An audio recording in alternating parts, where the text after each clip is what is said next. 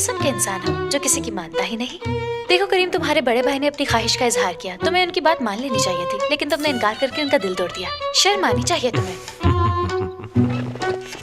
तुम हंस रहे हो करीम? बेशर्मी की इंतहा है ये। मैं अच्छी तरह जानती हूँ कि तुम जैसा खुद पसंद इंसान अपने अलावा और कुछ सोच ही नहीं सकता।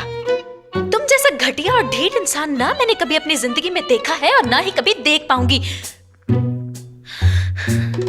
हो गया तुम्हारा? हाँ, हो गया।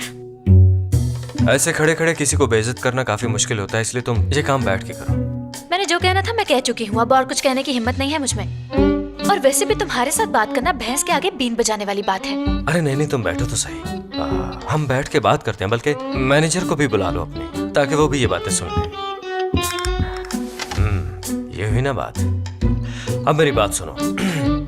मैं अपनी जिंदगी का सबसे बड़ा मसला तुम्हें सुनाता हूँ, अगर तुम्हें दिलचस्पी है तो। देखो, बिला वजह मेरा वक्त जाया मत करो, पूरी दुनिया जानती है कि तुम क्या हो। अरे नहीं, ऐसा नहीं है। बल्कि असल बात तो यह है कि तुम्हें लगता ही नहीं कि मैं कभी पॉजिटिव सोच सकता हूँ। भला तुम सोचो कि मैं कमरे की खातिर अपने भाई को नाराज क्यों करूँगा? कभी सोचा तुमने? नहीं, ऐसा तो नहीं सोचा मैंने। मैं जानता हूँ इस बात को। अच्छा, क्या तुम भाई और भाभी के कमरे में गई हो कभी? हाँ, एक बार गई थी शायद। अच्छा, अगर तुम कभी गई हो तो तुमने ये भी देखा होगा कि वहां पर तो सोफे की जगह ही नहीं। तो अगर हम दोनों वहां पर शिफ्ट होते हैं, हम दोनों को टेक्निकली एक ही बेड पर सोना पड़ेगा वहां। और चूंकि मैं जानता हूँ कि ये बात तुम्हें किसी सूरत कबूल नहीं है, इसलिए मैंने इनकार किया। हाँ, मगर तुम्हें मालूम नहीं कि अब मैं क्या करने वाला हूँ।